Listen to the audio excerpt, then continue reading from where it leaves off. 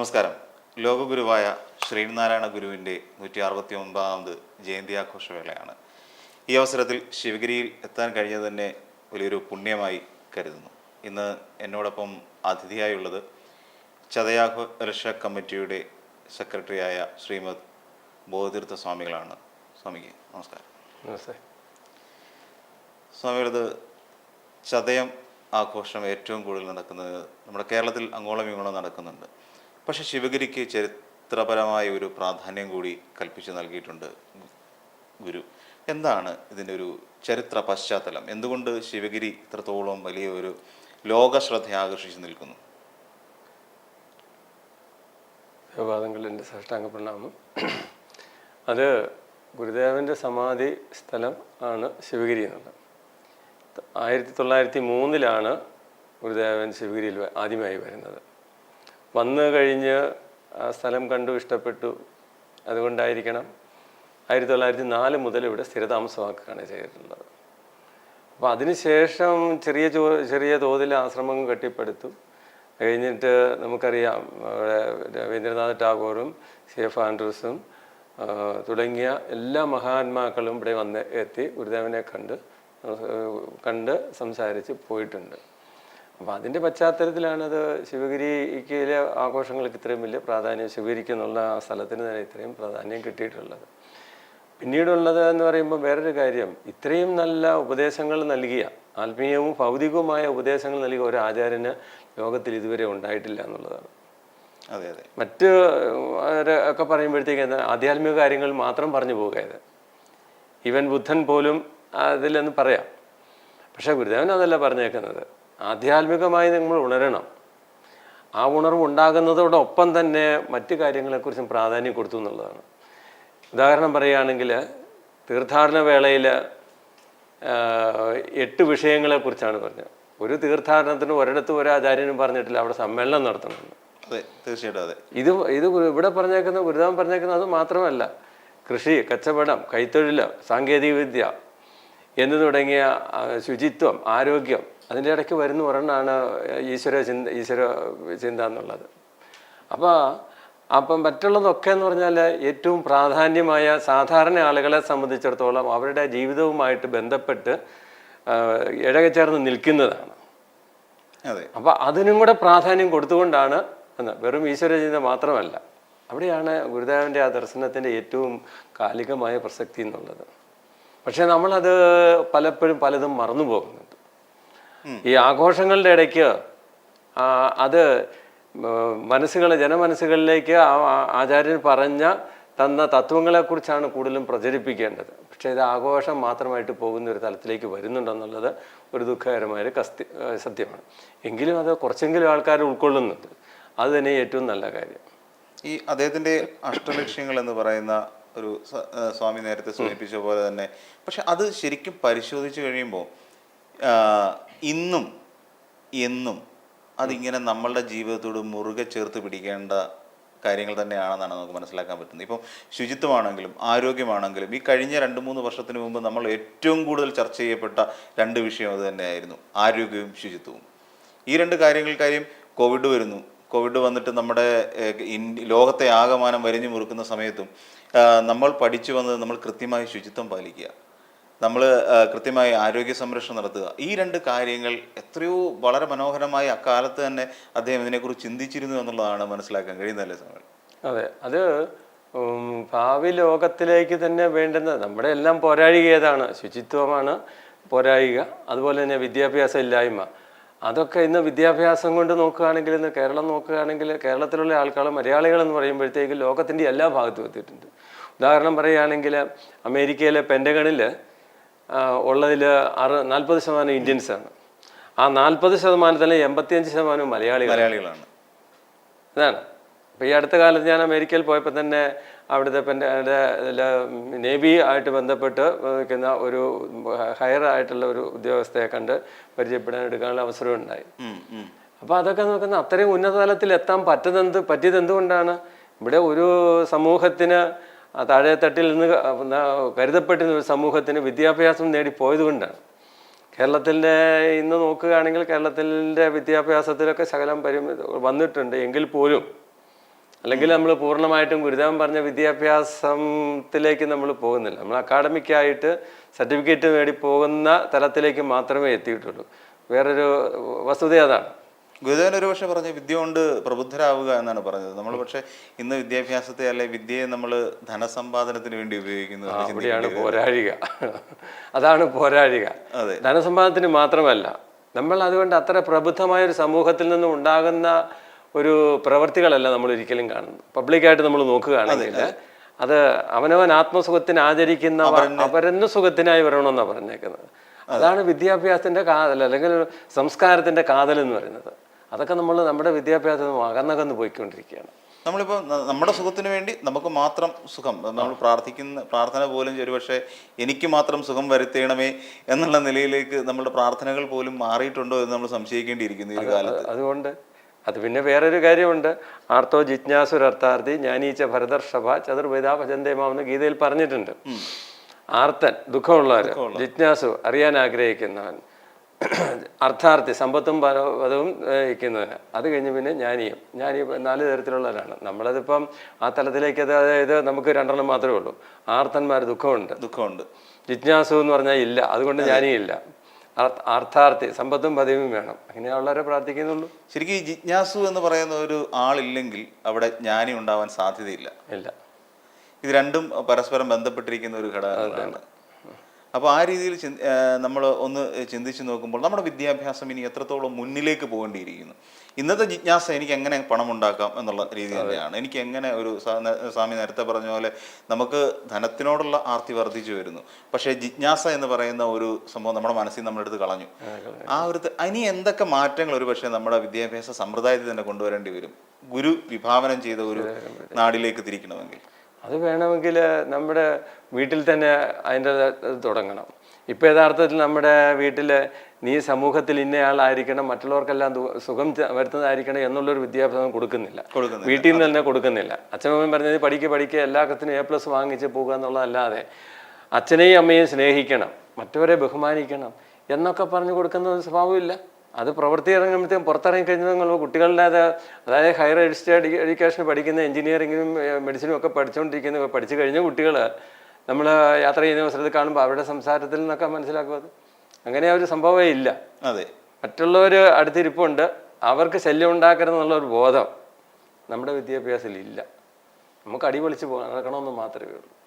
മറ്റുള്ളവർക്ക് എന്ത് സംഭവിച്ചിരുന്നാലും കുഴപ്പമില്ല എന്ന് പറയുന്ന ഒരു തരത്തിൽ പറയാൻ നമ്മൾ സ്വാർത്ഥമതികളായിക്കൊണ്ടിരിക്കുന്നു എന്ന് തന്നെ നമുക്ക് ചിന്തിക്കേണ്ടിയിരിക്കുന്നു.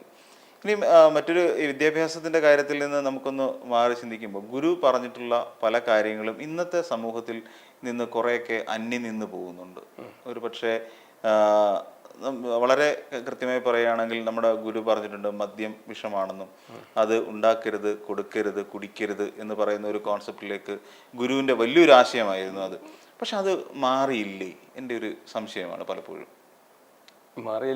മാറിയില്ല. ഇപ്പൊ ഇന്ന് ആ വിശ്വാസത്തിൽ ഇരിക്കുന്നവർ പോലും ഇന്ന് അതിലേക്ക് എത്തിപ്പെടുന്നില്ലേ എന്നൊരു സംശയമുണ്ട്. അത് ശരിയാണ്. അതായത് ഞാൻ പറഞ്ഞത് അതാണ്, ഗുരുദേവൻ എന്തൊക്കെയാണോ പറഞ്ഞ അതിനെ ഉൾക്കൊള്ളുവാനും കൂടെ ഉള്ള ഒരു മനസ്സ് വേണം. അതെ, ഇതില്ല നമുക്ക്. അപ്പം നമ്മുടെ ചിന്ത എന്ന് പറയുന്നത് നമുക്ക് സമ്പത്തും പദവിയും വേണമെന്നുള്ളതിലപ്പുറത്ത് മാത്രമായി പോയി, ചുരുങ്ങിപ്പോയി. അത് ഈ വിദ്യാഭ്യാസത്തിന്റെ കാര്യത്തിൽ, മദ്യത്തിന്റെ കാര്യത്തിൽ മാത്രമല്ല, ഈവൻ എല്ലാ തരത്തിലും വന്നിട്ടുണ്ട്. അപജയം എന്നുള്ളത് എല്ലാ തരത്തിലും വന്നിട്ടുണ്ട്. അത് എന്ന് പറയുമ്പോഴത്തേക്കും നമ്മൾ കൃഷി ചെയ്യണം, കൃഷി ജീവരാശിയുടെ നട്ടെല്ലാണെന്ന് പറഞ്ഞു. അപ്പോൾ കൃഷി എന്നുള്ളത് 8 വിഷയങ്ങളിൽ ഒന്നാക്കി വെച്ചു. പക്ഷെ ഇന്ന് കൃഷി ആർക്കാ വേണ്ടെന്ന്? ആരാണ് അതിനെക്കുറിച്ച് താല്പര്യപ്പെടുന്നത്? എത്ര പേര് കൃഷിക്കാരായിട്ട് വരുന്നുണ്ട്? അതിന് ഒരു പോരായിക എന്ന് പറയുന്നത് നമ്മളതിൻ്റെ യഥാർത്ഥത്തിൽ പറയുമ്പോഴത്തേക്കും പോരായിക എന്ന് പറഞ്ഞാൽ ഗുരുവിൻ്റെ പ്രസ്ഥാനങ്ങൾ, ഗുരുദേവൻ നാമത്തിലുള്ള പ്രസ്ഥാനം, ഗുരുദേവൻ സ്ഥാപിച്ച 2 സംഘടനകളാണ് SNDP യോഗവും ധർമ്മസംഘവും. ആ രണ്ടും വേണ്ട രീതിയിലുള്ള പ്രചാരണം കൊടുക്കുന്നില്ല എന്നുള്ളൊരു വസ്തുതയുണ്ട്. അത് നിലനിൽക്കുന്നുണ്ട്. വേണ്ട രീതിയിൽ ഗുരുദേവ ആശയങ്ങൾ എത്തിക്കാൻ കഴിയുന്നില്ല എന്നുള്ളൊരു പ്രശ്നം കൂടി ഭക്തജനങ്ങളിലേക്ക്, സാധാരണക്കാരിലേക്ക് എത്തിക്കാൻ കഴിയുന്നില്ല എന്നുള്ളൊരു പോരാളികയുണ്ട്. അതിന് പക്ഷെ കുറച്ചുകൂടെ വിശാലമായ അർത്ഥത്തിൽ ഇതിനെയൊക്കെ ഒന്ന് പുനരുജ്ജീവിപ്പിക്കേണ്ടത് ആവശ്യമായി വരുന്നില്ല എന്നൊരു ജനങ്ങളിലേക്ക് ഇത് കൂടുതൽ എത്തിക്കാൻ വേണ്ടിയിട്ട് ഒരു വലിയൊരു ശ്രമം ഉണ്ടാവേണ്ടി വരില്ലേ? അത് വളരെയധികം ശ്രമം വേണം, വളരെയധികം. അത് നമ്മുടെ സ്കൂളുകളിൽ അല്ലെങ്കിൽ നമ്മുടെ കുടുംബങ്ങളിലോ കുട്ടികളിൽ വേണം ആദ്യമായിട്ട് തുടങ്ങുവാനായിട്ട്. എന്താണ് നമ്മുടെ ലക്ഷ്യം? എൻ്റെ ജീവിതത്തിൻ്റെ ലക്ഷ്യം എന്താണെന്നുള്ളത്. അത് പൊതുവിൽ പറയുന്നത് ആത്മനോ മോക്ഷാർത്ഥം ജഗത് ഹിതായജ എന്നുള്ളതാണ് ജീവിതത്തിൻ്റെ ലക്ഷ്യമായിട്ട് ആചാര്യന്മാർ പറയുന്നത്. എന്ന് പറഞ്ഞാൽ സ്വന്തം ആത്മാവിൻ്റെ മോചനത്തിന് വേണ്ടിയിട്ടും ജഗത് ഹിതായജ സമൂഹത്തിൻ്റെ നന്മയ്ക്ക് വേണ്ടിയിട്ടും പ്രവർത്തിക്കണം. അവിടെയാണ് നൻ്റേത് മാത്രമല്ല ഈ സമൂഹത്തിനെ. അത് ഗുരുദേവൻ പറഞ്ഞേക്കുന്നത് അവനിവനെന്നറിയുന്നതൊക്കെ ഓർത്താൽ അവനിയിൽ ആത്മമായ ഒരാത്മരൂപം എന്നാണ് പറഞ്ഞേക്കുന്നത്. അത് ലോകത്തിലെ പുല്ലിനും പുഴുവിനെ എല്ലാത്തിനെയും നമ്മൾ സ്നേഹിക്കണം. ആ ഒരു സ്നേഹം നമുക്കുണ്ടാകണം. ബേസിക്കലി നമ്മുടെ ഉള്ളിൽ നിന്ന് ആ ഒരു വികാരം അകന്നു പോകും തോറും നമ്മൾ മനുഷ്യനല്ലാതായി മാറുന്നു എന്ന് തന്നെയാണ്. യാതൊരു സംശയവുമില്ല. ഇന്നിപ്പം സ്വന്തം ശരീരത്തിൽ നിന്ന് വരുന്ന അല്ലെങ്കിൽ ഉണ്ടായ കുഞ്ഞിനെ പോലും ഉപേക്ഷിച്ച് പോകുകയും അല്ലെങ്കിൽ കൊല്ലുന്നതും ഒക്കെ ആയിട്ട് നമ്മൾ കാണുന്നത്. യാതൊരു മനുഷ്യത്വപരമായ യാതൊരു സ്വഭാവവും ഇല്ലാത്ത സ്നേഹമില്ല. മാതൃസ്നേഹമാണ് ഏറ്റവും വലുതായിട്ട് പറയുന്നത്. അതെ അതെ. അതിന് കാരണം എന്താണെന്ന് വെച്ചാൽ നമ്മൾ പ്രകൃതിയിലേക്ക് തന്നെ നോക്കിയാൽ അറിയാം. ഒരു എലിയെ നോക്കിയാൽ പോലും ആ എലിയുടെ കുട്ടിയെ എടുത്തുകൊണ്ട് ഒരു പാമ്പ് പോവുകയാണെങ്കിൽ പാമ്പ് ഒരുന്ന് കണ്ടു കഴിഞ്ഞാൽ എലി അതിൻ്റെ ജീവനെ മറന്ന പാമ്പിനെ ഉപദ്രവിക്കും. അതാണ്. അത് ഏത് ജീവിയാണേലും അതെ, ചെറിയ ജീവി മുതൽ വലുത് വരെ, സിംഹം വരെ അല്ലെങ്കിൽ ആന വരെ ഏതാണേലും കുഞ്ഞിനെ രക്ഷിക്കാൻ വേണ്ടിയാണ്. പക്ഷെ മനുഷ്യൻ അതിൽ അത്രയും എത്തുന്നില്ല. അതേസമയം വിവേകശാലിയാണ് മനുഷ്യൻ എന്ന് പറയുകയും ചെയ്യും. അതില്ല. പക്ഷെ ആ വിവേകം അതിന് മറ്റൊരു കഥ കൂടി സ്വാമി നമ്മൾക്ക് പറഞ്ഞ് ഞാൻ കുട്ടിക്കാലത്ത് കേട്ടുള്ള ഒരു കഥയാണ്. ഒരു അമ്മ ഒരു വെള്ളപ്പൊക്കത്തിൽ സ്വന്തം കുഞ്ഞിനെ എടുത്തുകൊണ്ട് അവിടുന്ന് പലായനം ചെയ്യുന്നു. പലായനം ചെയ്യുമ്പോൾ അമ്മയുടെ അരയ്ക്കൊപ്പം വെള്ളം എത്തിയപ്പോൾ കുട്ടിയെ കുറച്ചൊന്ന് നെഞ്ചോട് ചേർത്ത് പിടിച്ചു. നെഞ്ചൊപ്പം വെള്ളം എത്തിയപ്പോൾ മൂക്കോട് ചേർത്ത് പിടിച്ചു. അവസാനം മൂക്കിന് മേലേക്ക് വെള്ളം എത്തിയപ്പോൾ കുഞ്ഞിനെ വെള്ളത്തിൽ കളഞ്ഞിട്ട് അമ്മ രക്ഷപ്പെട്ടു എന്നൊരു കഥ ഞാൻ കുട്ടിക്കാലത്ത് കേട്ടിട്ടുണ്ട്. അല്ല, അത് കഥയല്ല, ചരിത്രത്തിൽ അതിന് വിപരീതമായിട്ട് പല സംഭവങ്ങളും ഉണ്ട്. പക്ഷെ നമ്മൾ അതിനെ ഉൾക്കൊള്ളുന്നില്ല എന്നുള്ളതാണ്. അതാണ് ഒരു പ്രശ്നം. ഉദാഹരണം പറയുകയാണെങ്കിൽ, ഞാൻ ബോംബെയിലൊരു ഇങ്ങനെ കുട്ടിയെ കൊണ്ട് കിടന്ന അവസരത്തിൽ പുലി വന്ന കുട്ടിയെ എടുത്തുകൊണ്ട് പോയി.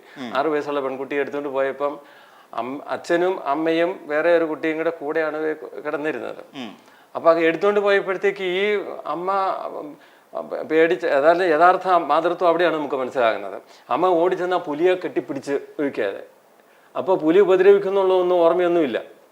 ആ എൻ്റെ കുഞ്ഞിനെ രക്ഷിക്കണം എന്നുള്ളതുകൊണ്ട്. അത് കഴിഞ്ഞിട്ട് ഈ കുട്ടിയെ ഇങ്ങനെ പുലിയെ കെട്ടിപ്പിടിച്ച് കഴിഞ്ഞപ്പോഴത്തേക്കും കുട്ടിയെ വിട്ടേച്ച് അമ്മയെ മാന്തുകയും വെളുകയെല്ലാം ചെയ്തു. എന്നിട്ടും ആ കുട്ടി വിട്ടില്ല. 2004 ആ സംഭവം നടക്കുന്നത്. അപ്പൊ അതുപോലെയുള്ള അമ്മമാരാണ്. അമ്മമാരെന്നല്ല, അച്ഛന്മാരും വേണം. ഇന്നിപ്പോ വേറെ വിപരീതമായിട്ട് അച്ഛന്മാരെ കുറിച്ച് വേറെ പല കേസുകളൊക്കെ വരുന്നുണ്ട്. അതൊക്കെ വളരെ ഉൾക്കൊള്ളാൻ പറ്റാത്ത സ്വഭാവത്തിലേക്കാണ് വരുന്നത്. അപ്പൊ ആ ഒരു സ്നേഹം, ആ മാതൃഭാവം, മാതൃസ്നേഹം നമുക്കുണ്ടെങ്കിലേ മറ്റു ജീവജാലങ്ങളെയും മറ്റു മനുഷ്യരെയും നമ്മുടെ പോലും അച്ഛന്മാരെയും അമ്മമാരെയും നമുക്ക് സ്നേഹിക്കാൻ സാധിക്കുള്ളൂ. ആ സ്നേഹത്തിന്റെ ഉറവ് പറ്റിപ്പോകുന്നതായിട്ട് നമ്മൾ കാണുന്നു. അവിടെയാണ് വരുന്നത്. അങ്ങനെയൊക്കെ വരുന്നിടത്താണ് ഗുരുദേവന്റെ സന്ദേശങ്ങളെ ഏറ്റവും നമ്മൾ പ്രൊജക്റ്റ് ചെയ്ത് നിർത്തേണ്ടതും കാണിക്കേണ്ടത്. അത് അവരിലേക്ക് എത്തിക്കാൻ വേണ്ട ആ ഒരു ശ്രമങ്ങൾ എത്രയും വേഗം നടക്കണമെന്നുള്ളത് തന്നെയാണ്. അത് തന്നെ. പിന്നെ അദ്ദേഹത്തിൻ്റെ ആശയങ്ങൾ, അദ്ദേഹം ഗുരുവിൻ്റെ ആശയങ്ങൾ, ഒരു പക്ഷേ ഗുരു ഒരു കവിയായിരുന്നു. നമ്മൾ കുറച്ച് ഇൻ്റർപ്രറ്റേറ്റ് ചെയ്ത് കഴിയുമ്പോൾ ഒരു ഗുരുവിനെ നമുക്ക് കവിയായിട്ട് കാണുന്ന ഒരു വിഭാഗം ആൾക്കാരെ നമുക്ക് കാണാൻ പറ്റും. അദ്ദേഹത്തിൻ്റെ കവിത്വ ബോധം ഭയങ്കര വലുതായിരുന്നു എന്ന് തന്നെ നമുക്ക് അദ്ദേഹത്തിൻ്റെ രചനകളിലൂടെ നമുക്ക് മനസ്സിലാക്കാൻ കഴിയും. അതിനെ എങ്ങനെയാണ് സ്വാമി വിലയിരുത്തുന്നത്? അത് ഞാൻ കാണുന്നത് ഗുരുവിന് രണ്ടാമത്തെ കഴിവ് എന്ന് പറഞ്ഞാൽ കവിത്വസിദ്ധിയാണ്. അതിൽ നമ്മൾ നോക്കുകയാണെങ്കിൽ മലയാളത്തിലും തമിഴിലും സംസ്കൃതത്തിലുമായിട്ട് ഗുരുദേവൻ കൃതികൾ എഴുതിയിട്ടുണ്ട്. അതിൽ മലയാളത്തിലെ തന്നെ ഗുരുവിൻ്റെ കവിത്വസിദ്ധിയെക്കുറിച്ച് ഇതുവരെ ഒരു ചർച്ച ചെയ്യപ്പെട്ടില്ല എന്നാണ് ഞാൻ പറയുന്നത്. അത് പല ഉദാഹരണവും, ഒരൊറ്റ ഉദാഹരണം പറയുകയാണെങ്കിൽ നവമഞ്ചേരി എന്നുള്ളതിൽ മഞ്ഞാവിതൻ കമനി കുഞ്ഞായ നിൻ ചരണ കഞ്ചായ വീണു പണിയും നിഞ്ഞാനുമൊരു കുഞ്ഞാണിതെന്ന പദവും ജായതേ സമതമായി എന്നുള്ളതാണ്. അതിൻ്റെ അർത്ഥം നോക്കുമ്പോൾ മഞ്ഞാവിയായിട്ടുള്ളത്, മഞ്ഞ് ജീവനായിട്ടുള്ളത്, തൻ കമനി എന്ന് പറഞ്ഞാൽ മഞ്ഞാവിതൻ കമനി എന്ന് പറയുമ്പോഴത്തേക്ക് ആരാണ്? ഹിമാലയന്റെ മകളായ പാർവതി. തൻ കമനി കുഞ്ഞായ നിൻ, ആ പാർവതിയുടെ കുഞ്ഞായ നിൻ ചരണ കഞ്ചായ, അങ്ങനെയുള്ള ബാലമുരുകന്റെ കാൽപാദങ്ങളാകുന്ന ചരണ കഞ്ചായ എന്ന് പറയുമ്പോഴത്തേക്കും താമരപ്പൂ പോലെയുള്ള കാൽപാദങ്ങളിലേക്ക് ഞാൻ വയ്ക്കുന്നതാണ്. ആ പ്രയോഗം എന്ന് പറഞ്ഞാൽ എത്ര വലുതാണ്, എത്ര മഹത്തരമാണ്. അങ്ങനെ പ്രയോഗിക്കാൻ കഴിയുന്ന ഏതെങ്കിലും ഒരു കവി മലയാളത്തിലുണ്ടോ? ഉണ്ടായിട്ടുമില്ല. അതിന്റെ പ്രാസങ്ങളും ഭയങ്കര രസമാണ്. അത് തന്നെയാണ്. അതാണ് 35ഓളം അലങ്കാരങ്ങളും വൃത്തങ്ങളും ഉപയോഗിച്ച് ഗുരുദേവൻ കൃതികൾ രചിച്ചിട്ടുണ്ട്. അപ്പം അത് AR രാജരാജവർമ്മ 1914 മലയാളത്തിന് ഒരു വ്യാകരണ ഗ്രന്ഥം രചിക്കുന്നത്. ആ വ്യാകരണ ഗ്രന്ഥം രചിക്കുന്ന അവസരത്തിൽ തോടകവൃത്തത്തിൽ ഒരു ഉദാഹരണം ഇവിടെയുള്ള ഇതുവരെയുള്ള കൃതികളിലൊന്നും കാണാനിട്ട് രാജരാജവർമ്മ സ്വയം ഒരു കൃതി തോടകവൃത്തത്തിൽ എഴുതിയിട്ടാണ് ഉദാഹരണം കൊടുക്കുന്നത്. അതിനും 4 വർഷം മുൻപ് ഗുരുദേവൻ തോടകവൃത്തത്തിൽ എഴുതിയിട്ടുണ്ടായിരുന്നു. അപ്പോൾ അത് നോക്കുമ്പോഴത്തേക്കും കവിത്വസിദ്ധി എന്ന് പറയുമ്പോഴത്തേക്കും ഗുരുദേവനെ ഒരു ഇതുവരെയും 1% പോലും ഉൾക്കൊണ്ടിട്ടില്ല എന്നേ ഞാൻ പറയുള്ളൂ. എൻ്റെ അറിവ് വെച്ച് നോക്കുന്ന അവസരത്തിൽ എനിക്ക് ഏറ്റവും ഇഷ്ടപ്പെട്ട പണ്ട് മുതലുള്ള കൃതികൾ വരുന്ന ഡോക്ടർ ടി ഭാസ്കരൻ സാർ എടുക്കുന്ന കൃതികൾ ക്ലാസ് എടുക്കാൻ വരുന്ന അവസരത്തിലാണ് സാറ് ആണ് എത്രയും വളരെ വിശദമായിട്ട് കാവ്യഭംഗിയെക്കുറിച്ച് ക്ലാസ് എടുത്തിട്ടുള്ളത്. അതുപോലെ ഒത്തിരി ഉദാഹരണങ്ങൾ ഇതിൻ്റെ ആത്മീയ കൃതികളിൽ പോലും നമുക്കത് അത് വളരെ ഇഷ്ടമായിട്ട് കാണാൻ സാധിക്കുന്നുണ്ട്. ഇപ്പം മഞ്ജീരമഞ്ജിത സിഞ്ചിത പാദപത്മ കഞ്ചായദാക്ഷ കരുണാകര കഞ്ചനാഭ വാസുദേവാഷ്ടകത്തിലുള്ള ഒരു പ്രയോഗമാണ് കഞ്ചനാഭ എന്ന്. അത് 2 അർത്ഥത്തിലെടുക്കാം. കഞ്ചം എന്ന് പറഞ്ഞാൽ താമര, നാഭിയിലുള്ളവൻ കഞ്ചനാഭ എന്നെടുത്ത് കഴിയുമ്പോഴത്തേക്ക് മഹാവിഷ്ണുവായി. ഇനി കഞ്ചന ആഭ എന്നെടുക്കാം. കഞ്ചനാഭ എന്നെടുക്കുമ്പോഴത്തേക്കും കഞ്ചനം എന്ന് പറഞ്ഞാൽ മൈനയുടെ ശോഭയോട് കൂടിയുള്ളവൻ. 2 ഒരേ ആളിലേക്ക് തന്നെ ഒറ്റ വാതിൽ. അതുപോലെ ഒത്തിരി പ്രയോഗങ്ങളുണ്ട്. അത് ഗുരുദേവന്റെ കൃതികളിലേക്ക് നോക്കുമ്പം കാവ്യഭംഗിയുടെ കാര്യത്തിൽ ഇങ്ങനെയുള്ള ഒരു ആചാര്യന് അല്ലെങ്കിൽ ഒരു കവി എന്നുള്ളത് ഒരു ലോകത്തിൽ ഒരിടത്തും കണ്ടിട്ടില്ല എന്ന് പറയാം. ശരിയാണ്. അത്രയും ഇതാണ്. അദ്ദേഹത്തിന്റെ കവിതകൾ പലതും പഠിക്കപ്പെട്ടിട്ടില്ല, നന്നായി വായിക്കപ്പെട്ടിട്ടില്ല എന്നൊരു അഭിപ്രായം എനിക്കുണ്ട്. അത് ശരിയാണ്. നമ്മൾ സാധാരണ നോക്കുമ്പോഴത്തേക്കും ഗുരുദേവ കൃതികളിൽ എന്ന് പറയുമ്പോൾ ദൈവദശകോ ആത്മോപദേശതോ എന്നൊക്കെ പറഞ്ഞ് ഇങ്ങനെ കുറച്ചൊക്കെ അങ്ങ് പോയിട്ടേ ഉള്ളൂ. അതിലപ്പുറത്തോട്ട് കടന്നിട്ടുണ്ടെന്ന് എനിക്ക് തോന്നുന്നില്ല. അത് വളരെ വ്യക്തമായിട്ട് ഗുരുദേവന് ചെറിയ ചെറിയ കൃതികൾ ഇത് നല്ല ഉൾക്കൊള്ളേണ്ടതായ പല കാര്യങ്ങളിൽ കൃതികളിൽ വന്നിട്ടുണ്ട്. അതായത് ദത്താപഹാരം എന്നുള്ള പദ്ധതിയിൽ നല്ലതല്ലൊരുവൻ ചെയ്ത നല്ല കാര്യം മറപ്പത്, നല്ലതല്ലാത്തത് ഉടനെ മറന്നിടുന്നത് ഉത്തമം. എത്ര നല്ലൊരു ആശയമാണ്. വളരെ ചെറിയ മലയാളത്തിൽ വളരെ സരളമായ ഭാഷയിൽ എഴുതാണ്. ഒരാൾ നമ്മളോട് ഒരു എന്തെങ്കിലും നല്ലതല്ല ഒരുവൻ ചെയ്യുന്ന നല്ല കാര്യം, ഒരു നല്ല കാര്യം ചെയ്യുന്ന ഒരു കാരണവശാലും മറക്കരുത്. നല്ലതല്ലാത്തത് ഉടനെ മറന്നിടുന്ന ഉത്തമം. അന്നേരം മറന്നു കളയണമെന്ന് പറഞ്ഞേക്കുന്നത് നമ്മൾ നേരെ തിരിച്ചാണ്. അതെ, ശരിയാ, 100% ശരിയാണ്. അത് തന്നെ, നമ്മൾ നേരെ തിരിച്ച. ഈ ഒരു കാര്യം നമ്മളൊന്ന് ഓർക്കുകയാണെങ്കിൽ ഒരു വീട്ടിലെ ഭാര്യയും ഭർത്താവും തമ്മിലൊരു പ്രശ്നം ഉണ്ടാകുകയില്ല, അച്ഛനും മക്കളും തമ്മിലൊരു പ്രശ്നം ഉണ്ടാകുകയില്ല, അയൽക്കാർ തമ്മിലുണ്ടാകുകയില്ല, നാട്ടുകാർ തമ്മിലുണ്ടാകുക, സംഘടനയിലുണ്ട്, ഒരിടത്തും ഉണ്ടാകുകയില്ല. അതെ, ശരിയാണ്. ഈ ലോക സമാധാനത്തിന് തന്നെ ഏറ്റവും നല്ലൊരു മാതൃക അല്ലെങ്കിൽ ഒരു ശ്ലോകം എന്ന് പറഞ്ഞാൽ ഞാനിതേ പറയുള്ളൂ. അതെ, ഒരുപക്ഷെ മാംവിധി ജനകാത്മജം എന്ന് പറയുന്നതിനെ നമുക്ക് 40 തരത്തിൽ എന്ന് പറയുന്ന പോലെ ഇതിന് ഭയങ്കരമായ ഒരു അർത്ഥ തലത്തിലേക്കാണ് എത്തുന്നത്. ഇന്ന് സ്വാമി പറഞ്ഞു തന്നെ ശരിയാണ്. ഇന്ന് നമ്മൾ കാണുന്ന ലോക കലഹങ്ങളെയെല്ലാം നമുക്ക് മറക്കാൻ പറ്റുമെങ്കിൽ ഇന്ന് ലോകം അത്ര സമാധാനപൂർണ്ണമായാണ്. ഈ ഒരു ചിന്ത അന്തർദേശീയ തലത്തിൽ പോലും എത്തിപ്പെട്ടിരുന്നെങ്കിൽ, അല്ലെങ്കിൽ ആരെങ്കിലും 2 പേര് ചിന്തിച്ചാൽ മതിയായിരുന്നു. ഇപ്പം നമ്മുടെ കുടുംബത്തിൽ കലഹങ്ങൾ ഉണ്ടാകില്ല, നമ്മുടെ അയൽക്കാർ തുടങ്ങിയ അയൽപക്കങ്ങൾ തമ്മിൽ എല്ലാവരും വളരെ സൗമ്യതയോടുകൂടി സ്നേഹത്തോടു കൂടി മുന്നോട്ട് പോകുമായിരുന്നു. അദ്ദേഹത്തിൻ്റെ ഏറ്റവും ഇഷ്ടപ്പെട്ട കൃതി ഏതാണ് സ്വാമിക്ക്? ഏറ്റവും ഇഷ്ടപ്പെട്ടതെന്ന് ഞാൻ പറയുകയാണെങ്കിൽ ആധ്യാത്മിക കൃതികളല്ല, എനിക്ക് ഏറ്റവും ഇഷ്ടം ഭാര്യാധർമ്മമാണ്. ഭാര്യാധർമ്മം. ആ ഭാര്യാധർമ്മത്തിന്റെ ഓരോ കാര്യങ്ങളിലും ഭാര്യ എന്തായിരിക്കണം വളരെ വ്യക്തമായിട്ട് പറയുന്നുണ്ട്. അതിനകത്ത് പറഞ്ഞേക്കുന്ന ഏറ്റവും പ്രധാനപ്പെട്ട ശ്ലോകം എന്ന് പറയുന്നത്, ദൈവത്തിനെ തൊഴാതെ ആത്മനാഥനെ തൊഴുതെന്നുമേ എഴുന്നേൽപ്പവൾ പെയ്യെന്ന് ചൊല്ലിയിടിൽ മഴ പെയ്തിടുമെന്ന് പറഞ്ഞു. ദൈവത്തിനെ തൊഴാതെ ആത്മനാഥനെ തൊഴുതെന്നുമേ എഴുന്നേൽപ്പവൾ എന്ന് പറഞ്ഞാലും സാധാരണ അമ്മമാരൊക്കെ പറഞ്ഞു കൊടുക്കുന്ന പെൺമക്കളോട് പറഞ്ഞു കൊടുക്കുന്നത് ഭർത്താവിനെ ദൈവത്തെ പോലെ കണക്കാക്കണം എന്നാണ് അല്ലേ? ഗുരുദേവനെ അതിനപ്പുറത്തും കടന്നു പോയി പറഞ്ഞേക്കുന്നത്, ദൈവത്തിനെ തൊഴാതെ ആത്മനാഥനെ തൊഴുതെന്നുമേ എഴുന്നേൽപ്പവൾ. അവിടെയാണ് അതിൻ്റെ മഹത്വം എന്ന് പറയുന്നത്. പെയ്യെന്ന് ചൊല്ലിയിടിൽ മഴ പെയ്തിടും. പ്രകൃതി ശക്തിയെ പോലും കീഴടക്കും. മഴ പെയ്യാന്ന് പറഞ്ഞാൽ പ്രകൃതി ശക്തിയാണ്. ഇപ്പൊ അങ്ങനെ ഏതെങ്കിലും ഒരു അമ്മ ഉണ്ടായിരുന്നെങ്കിൽ ഒന്ന് പറഞ്ഞാൽ മതിയായിരുന്നു, ഇപ്പൊ ഈ നല്ല മഴ കിട്ടിയാണ്. അപ്പൊ അത്രയ്ക്ക് മഹത്തരമാണ് ഗുരുദേവന്റെ കൃതികൾ. അതിൽ ഭാര്യാധർമ്മത്തിൽ ഭാര്യയുടെ ധർമ്മം എന്താണെന്നുള്ള വളരെ വ്യക്തമായിട്ട് പൂർണ്ണമായിട്ട് 10 പദ്യങ്ങളിൽ ഒതുക്കി വെച്ചിട്ടുണ്ട്. അത് തീരെ നിസ്സാരമല്ല. നമ്മുടെ ഈ കൃതികളൊന്നും ആർക്കും അറിയത്തില്ല. അറിയത്തില്ല ശരിക്കും. ഈ കൃതികളൊന്നും, ഇതൊക്കെയാണ് നമ്മൾ വലിയ ആധ്യാത്മിക കാര്യങ്ങളെക്കുറിച്ച് പറഞ്ഞു പോകുന്നതിലും നല്ലത്. സാധാരണ നമ്മൾ അനുഷ്ഠിക്കേണ്ട കാര്യങ്ങളെക്കുറിച്ച്, ആ കൃതികളെക്കുറിച്ചാണ് എടുത്ത് ഞാൻ സാധാരണ അങ്ങനെ ചെയ്യാറുള്ളൂ. സാധാരണ മനുഷ്യരുടെ അടുത്ത് നമ്മൾ ചെല്ലുമ്പോൾ വേദാന്തവും മറ്റതൊന്നും പറഞ്ഞിട്ട് കാര്യമില്ല. നമ്മളത് അനുഷ്ഠിച്ച് പോകത്തക്ക രീതിയിലുള്ള കാര്യങ്ങൾ, വളരെ കൊച്ചു കൊച്ചു കാര്യങ്ങളുണ്ട്. അതിനെക്കുറിച്ച് ഗുരുദേവൻ പറഞ്ഞു വെച്ചിട്ടുണ്ട്. അതാണ് മനസ്സിലാക്കേണ്ടത്.